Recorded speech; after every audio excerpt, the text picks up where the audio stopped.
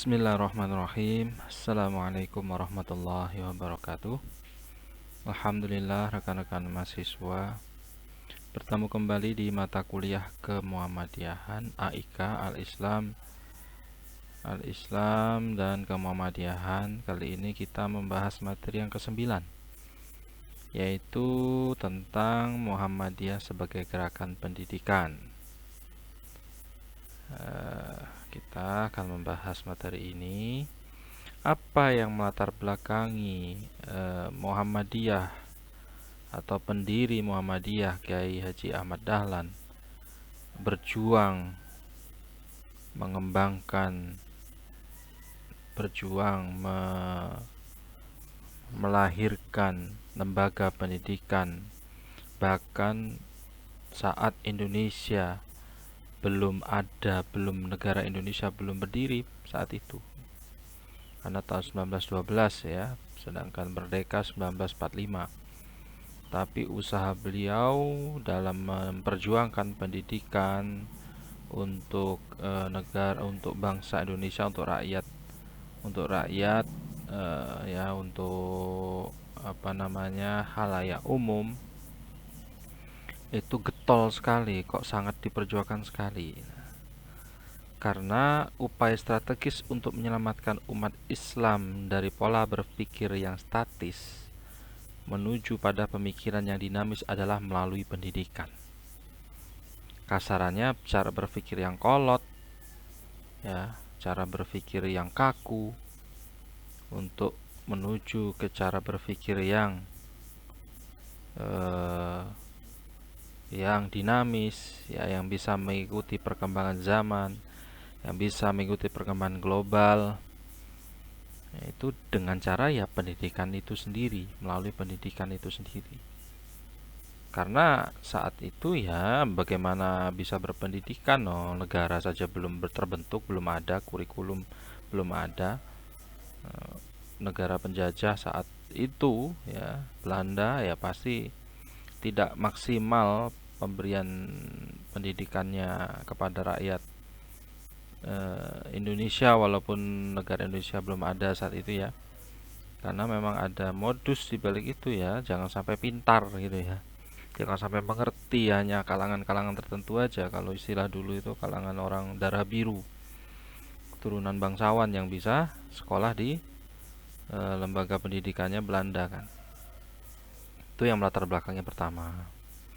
Wah, kalau kayak gini terus tidak bakal bisa ya, dijajah terus gitu ya, anak cucuku akan dikuasai terus oleh bangsa lain, oleh penjajahan ya, tidak bisa merdeka, tidak bisa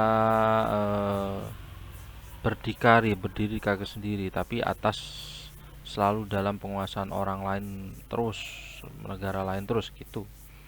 Kalau memikirkan kader, memikirkan anak cucu, memikirkan maju 1000 langkah lebih maju ke depan, cara berpikirnya seperti itu.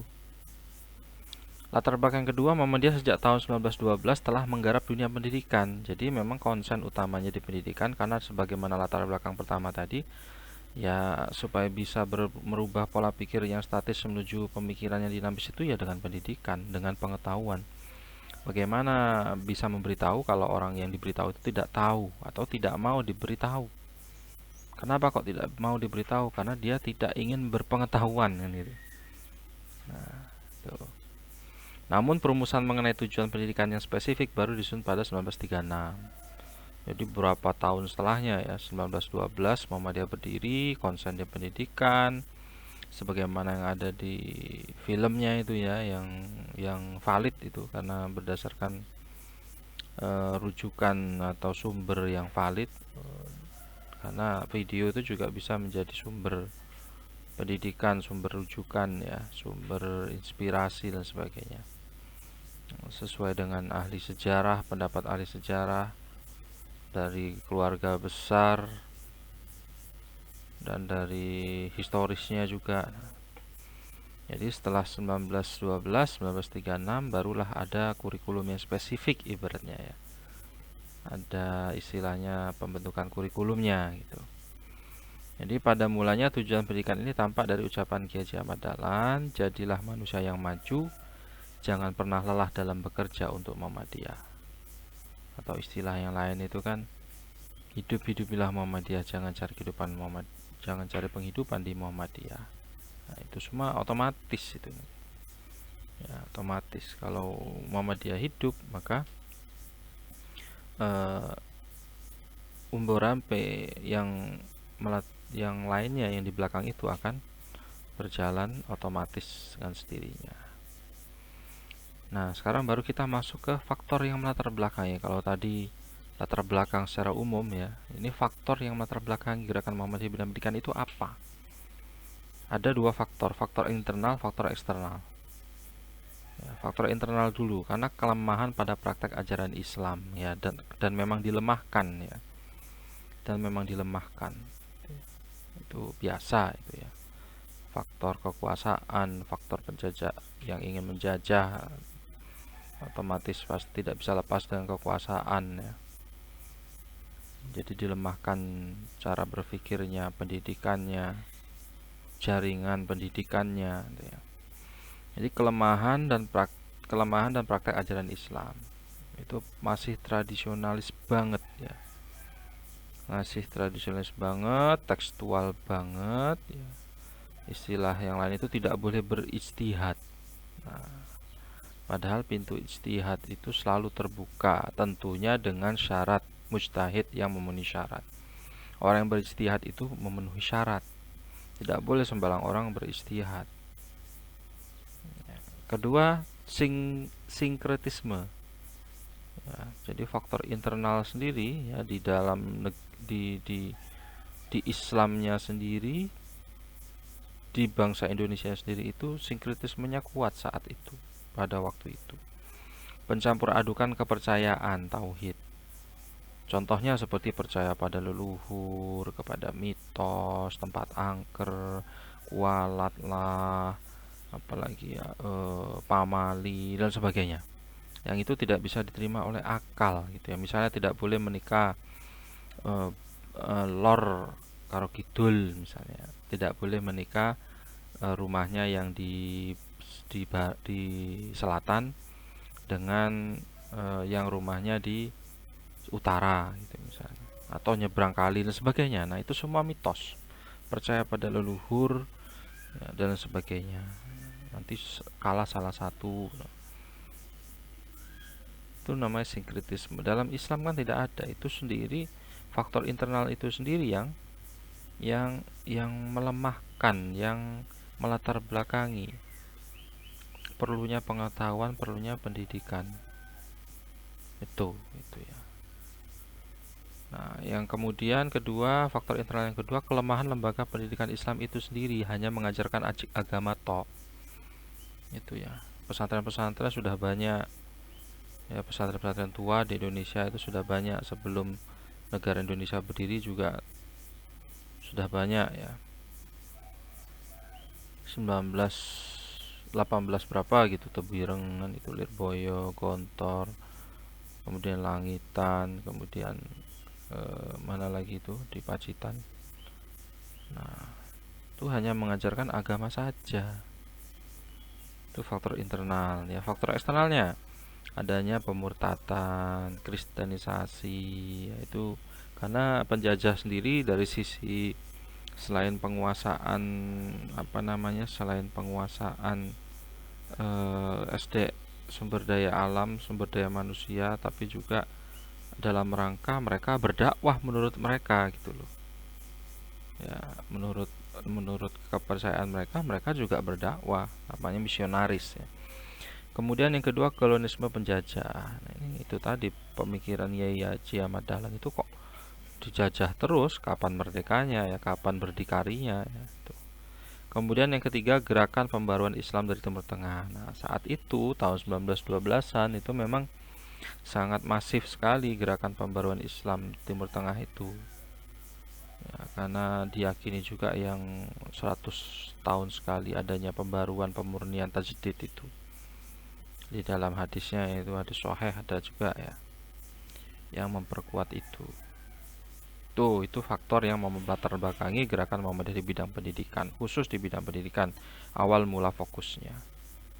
Ya, faktor internal, faktor eksternal. Kemudian apa cita-cita dan tujuan pendidikan Muhammadiyah? Kalau dulu itu belum terkonsep dengan baik, dengan rapi ya, belum belum teradministrasi, karena memang ya masih bisa mengajarkan saja itu sudah bagus. Itu ada gurunya yang mampu mengajar dengan baik, itu saja sudah bagus. Apalagi muluk-muluk harus punya kurikulumnya, tingkatannya dan sebagainya. Wah, sangat mewah dan istimewa sekali ya. Maka patut kita terus selalu bersyukur. Apalagi sampai sekarang pun masih ada peperangan, masih ada penjajahan di Timur Tengah sana terutama. Cita-cita dan tujuan pendidikan Muhammadiyah. Pertama, Muhammadiyah berusaha mengembalikan ajaran Islam kepada sumbernya, yaitu Al-Quran dan Hadis, tauhid murni, tidak katanya leluhur, tidak katanya nenek moyang, tidak katanya mbahnya, tidak katanya mbah dukun, tidak katanya ahli nujum, tidak katanya paranormal dan sebagainya. Ya, tidak katanya wong tua zaman biyen, orang tua zaman dulu ya, yang digugu dan ditiru, sinkretisme itu tadi. Jadi berusaha mengajarkan, mengembalikan ajaran Islam kepada sumbernya. Ya udah, Al-Quran ada ndak Al-Quran larangan misalnya tidak boleh menikah antara rumahnya yang di selatan dengan di utara? Ndak ada kan? Ya sudah, yang dilihat kan ada ndak nasab mahramnya, turunan terdekat yang diharamkan untuk dinikahi. Tak ada, boleh. Nah, itu tauhid murni.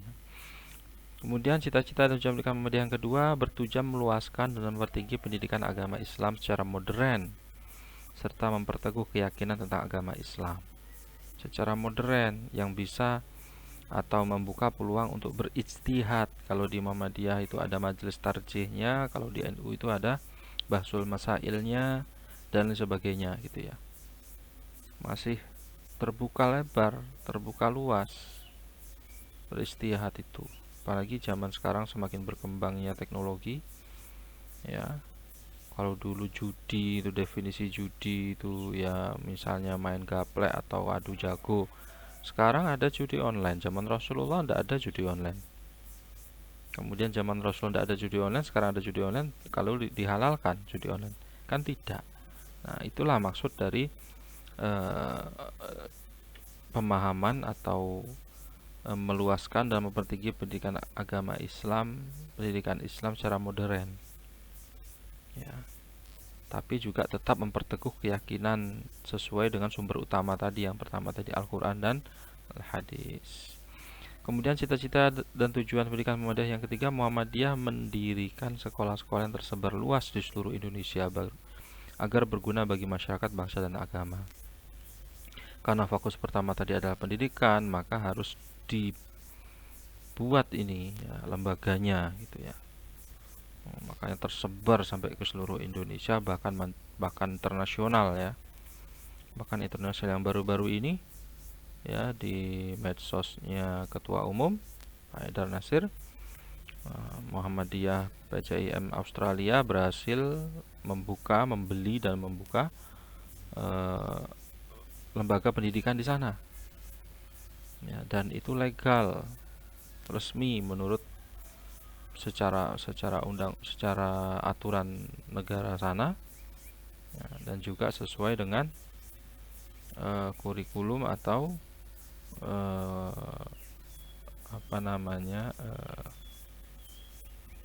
pemahaman konsep dari Muhammadiyah itu sendiri. Tuh. Jadi fokus di pendidikan, maka harus dibuka sebanyak-banyaknya untuk mencerdaskan, untuk memberi pengetahuan kepada masyarakat luas. Ada ABA, ada MI, ada MA, ada SMA, ada SMK, bahkan perguruan tinggi, semua jurusan ada. Tuh ya. Kemudian yang selanjutnya, lahirnya manusia-manusia baru yang mampu tampil sebagai ulama intelek atau intelek ulama. Jadi ya tadi itu keseimbangan antara ilmu umum dengan ilmu agama. Jadi dia ulama, ya, paham ilmu agama, tapi juga intelektualnya tinggi, bisa secara umum, bisa di dunia internasional, bisa gitu ya. Atau dia ini orang umum, penguasaan umumnya bagus, baik, tapi juga ilmu agama juga baik, ulama itu misalnya ya. Walaupun ulama itu ya asal katanya dari ilmu, ahli ilmu ya, ilmun ya. Kemudian orang yang berilmu banyak berkumpul disebut ulama, makanya Majelis Ulama Indonesia MUI gitu ya. Orang-orang yang berilmu, yaitu seorang muslim yang memiliki keteguhan iman dan ilmu yang luas, kuat jasmani dan rohani. Itulah cita-cita dan tujuan sederhana pendidikan Muhammadiyah. Karena saat itu masih belum spesifik ya, belum punya kurikulum secara spesifik, yang mau ngajar aja itu sudah bagus gitu ya. Tuh. Kemudian bagaimana bentuk-bentuk dan model pendidikan Muhammadiyah? Nah, ingat ya, Kiai Haji Ahmad Dahlan ini adalah man of action. Man of action. Makanya meninggalkan banyak amal usaha. Bukan tulisan, bukan kitab kuning, bukan kitab Arab gundul, tidak, tapi man of action. Amal usahanya banyak. Amal usaha pendidikan, kesehatan, ekonomi ya. Itu adalah pilar utama dalam apapun itu ya, dalam mendirikan sebuah bangsa ya, dalam mendirikan sebuah mahligai rumah tangga sekalipun. Tuh, yang pertama bentuk pendidikan, model pendidikan Muhammadiyah, pendidikan integralistik. Ya. Pengetahuan tertinggi adalah pengetahuan tentang kesatuan hidup yang dapat dicapai dengan sikap kritis dan terbuka, dengan mempergunakan akal sehat dan istiqomah terhadap kebenaran akali dengan didasari hati yang suci. Integral itu ya tertanam, terinternalisasi betul gitu ya. Sudah tahu ilmunya, diterapkan. Makanya di film itu kan Kiai Haji Ahmad Dahlan itu mengajarkan masih satu surah itu saja. Bahkan sudah hafal di luar kepala para muridnya, kemudian protes, apa sudah kamu terapkan? Al-Ma'un itu ya. Hanya bisa dihafal, tidak bisa diterapkan, ya semua bisa itu namanya integralistik ya. Kalau sudah tahu maka diimplementasikan, diterapkan. Yang kedua, akal adalah kebutuhan dasar hidup manusia.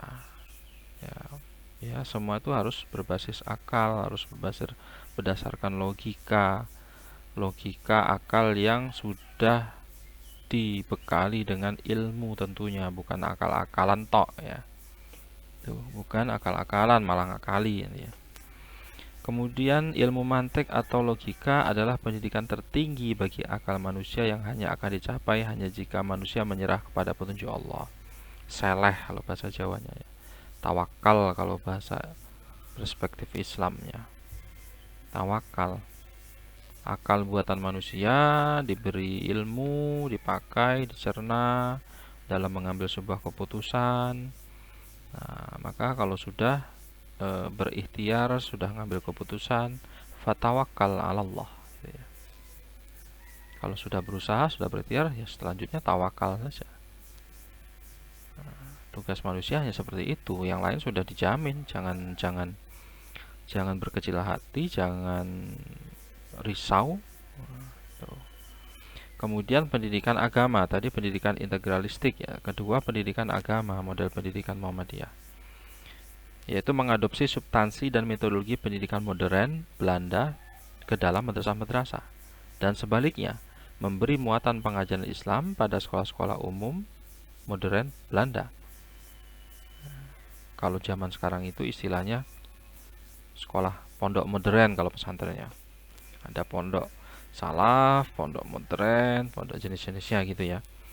Zaman dulu itu ya sangat-sangat berat sekali mendirikan atau mengistilahkan pondok modern itu, karena tidak umum saat itu. Umumnya pesantren zaman dulu itu ya pakai sarung, ya pakai kopiah, tidak boleh pakai jas, Tidak boleh pakai celana, itu dikafir-kafirkan zaman dulu. Kalau tidak prinsip kuat dengan dasar, tentunya dengan dasar ilmu pengetahuan yang kuat juga, ya, Kiai Haji almarhum Kiai Haji Imam Zarkashi tidak akan mampu, atau Gontor tidak akan hadir sampai sekarang, yang telah memiliki ribuan pondok alumninya. Alumni Gontor yang mendirikan pondok dengan model sistem pembelajaran KMI-nya, Kuliatul Mu'allim Islamiyah Gontor, tidak sebanyak ini, ya. Karena prinsip yang kuat dengan akal yang logis, masuk akal juga, dan jangkauan pemikirannya 10, 20, 50, bahkan ratusan tahun ke depan, dan akhirnya juga bisa menjadi amal jariah, ya, amal usaha, amal jariah. Jadi saling terintegrasi, saling melengkapi. Ya, yang pesantren tadinya hanya mempelajari agama saja, nah, cobalah ayo pelajari juga ilmu umum. Sebaliknya, sekolah umum yang hanya mempelajari ilmu umum saja, ayo pelajari ilmu agama. Alhamdulillah semakin kesini pesantren semakin banyak, semakin dipercaya. Mohon maaf, sampai sekarang, dari dulu sampai sekarang masih ada oknum-oknum orang yang ingin menghancurkan itu, yang tidak senang. Jangan sampai kita juga terbawa arus. Selaku umat Islam, selaku orang Islam, orang yang beriman, kita ini kok kemudian juga mengiyakan kalau pesantren itu bahaya, kiainya, mohon maaf, apa namanya, cabul, nah, sudah menghamili santriwatinya, nauzubillah. Ya, setelah ditelusuri itu bukan pesantren, tidak jelas izinnya. Ya, kemudian si pelakunya juga bukan alumni dari pesantren. Nah, itu, ya. Harus tabayun, harus konfirmasi. Jangan langsung menjustifikasi. Oke, kemudian tujuan dari pendidikan agama itu ya untuk mendidik akhlak, baik budi, alim dalam agama, luas pandangan, alim dalam ilmu-ilmu dunia umum, bisa ilmu agama, bisa ilmu umum, bersedia berjuang untuk kemajuan masyarakatnya. Akhirnya endingnya kembali lagi ke masyarakat, ya, membina masyarakat, berdakwah di masyarakat, mengajak kebaikan di masyarakat. Kalau tidak, ya, orang yang tahu, ya, orang yang diberi tahu oleh Allah, yang diberi ilmu, diberi pengetahuan oleh Allah, cuek bebek di masyarakat, banyak terjadi kemungkaran, diam saja, yang penting aku ndak ganggu. Ya sudah, nanti fantazir saah, tinggal tunggu saja waktunya generasi selanjutnya, anak-anak, cucu-cucu akan rusak karena ada kemungkaran didiamkan. Nauzubillah, ya. Tuh, contoh pendidikan agama yang sudah dimulai oleh Kiai Ahmad Dahlan, sekolah mu'alimin, mu'alimat yang sekarang sampai sekarang masih ada di Jogja itu, ya. Didirikan tahun 1918, ya. 14, 15, 19, 5 tahun setelah 6 tahun, ya. 13, 14, 15, 16, 17, 18, 6 tahun setelah mendirikan organisasi Islam Muhammadiyah. Tuh, ya, bentuk-bentuk dan model pendidikan Muhammadiyah. Dan sekarang fokus pada Muhammadiyah boarding school, ya. Ada asramanya boarding school, jadi ilmu umumnya di sekolah umumnya, ya, SMP Muhammadiyah, SMA Muhammadiyah banyak sudah, ya. Nanti ilmu agamanya di boarding school itu, di asrama itu. Tuh.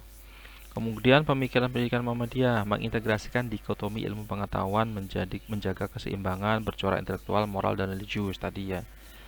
Keseimbangan antara ilmu umum dan ilmu agama. Kedua, menguasai ilmu agama dan ilmu umum, material dan spiritual. Oke, sama juga. Materi pendidikan Kiai Ahmad Dahlan adalah pendidikan agama sebagai mata pelajaran wajib, dan ilmu bahasa dan ilmu pasti atau matematika, ilmu berhitung, ilmu hisab, aljabar sebagainya, itu adalah ilmu yang setelah ilmu agama. Jadi, ya, tetap yang utama adalah pendidikan agamanya, mapel wajibnya. Kemudian metode pengajaran dengan pendekatan kontekstual melalui proses penyadaran.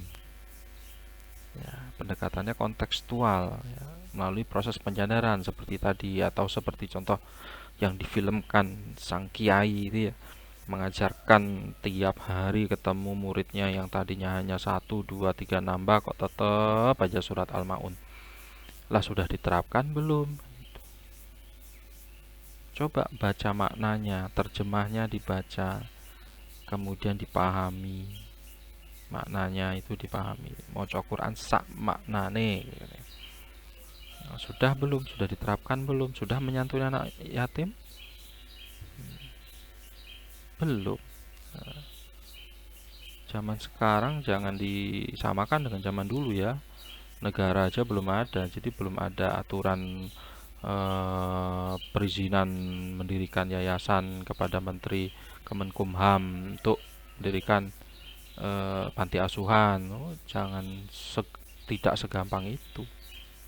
Ada susunan pengurusnya, ada tanah wakafnya. Dulu tanah wakaf ada, pengurus siap bahkan semangat, kemudian diawasi oleh Belanda macam-macam ya, diasingkan, hilang, diculik sebagainya. Sangat-sangat tidak makanya patut kita syukuri lah ya. Kita syukuri ya, kita memperingati Hari Pahlawan atau Hari Kemerdekaan itu dalam rangka untuk menghargai para pahlawan kita ya, para ulama kita yang sudah memperjuangkan negara ini sehingga kita anak cucunya ini bisa menikmati beribadah dengan nyaman ya, sekolah dengan baik, tidak ada yang kekurangan makan ya, apalagi dan sebagainya ya. Sudah enak, ini berkat perjuangan para pejuang, para ulama kita dulu. Kemudian apa sekarang tantangan dan revitalisasi pendidikan Muhammadiyah? Ya, ada 4 poin: pendidikan, pelayanan, dakwah, dan pengkaderan. Ini yang harus ditekankan. Nah, pendidikan sudah jelas ditegaskan ya. Semua ulama, semua para dai, para mubalik, para penceramah sepakat dengan rujukan ayat ini, yarfa'illahu alladziina aamanu minkum walladziina utul ilma darajat. Ya. Jadi Muhammadiyah terus berjuang dalam hal pendidikan ya, mengangkat derajat orang yang beriman di antaramu dan orang-orang yang diberi ilmu beberapa derajat. Agar mau terangkat derajat negara Indonesia ini, maka semua orangnya harus berilmu. Semua orangnya harus berpendidikan. Ya, pendidikan yang tidak asal-asalan, yang serius juga. Kedua, pelayanan. Kita ini hidup di dunia ini ya, pelayanan ya. Pelayanan kepada Allah, penghambaan ya, dalam rangka menghamba. Wa ma khalaqtul jinna wal insa illa liya'budun. Tidak aku ciptakan jin dan manusia selain untuk beribadah kepadaku. Orientasikan semuanya itu adalah untuk ibadah. Ya, kuliah, menuntut ilmu untuk ibadah, bekerja, mencari nafkah, anak istri, keluarga, orang tua untuk ibadah, menuntut ilmu juga untuk ibadah, berdakwah untuk ibadah, nahi mungkar, apalagi menjaga kebersihan, an-nadzafatu minal iman untuk ibadah, apalagi bersosialisasi, bermuamalah dengan akhlak yang santun, dengan akhlak yang baik ya. Tidak saling merendahkan, tidak saling membohongi, tidak saling memfitnah ya. Itu adalah untuk ibadah semuanya, ukhuwah Islamiyah.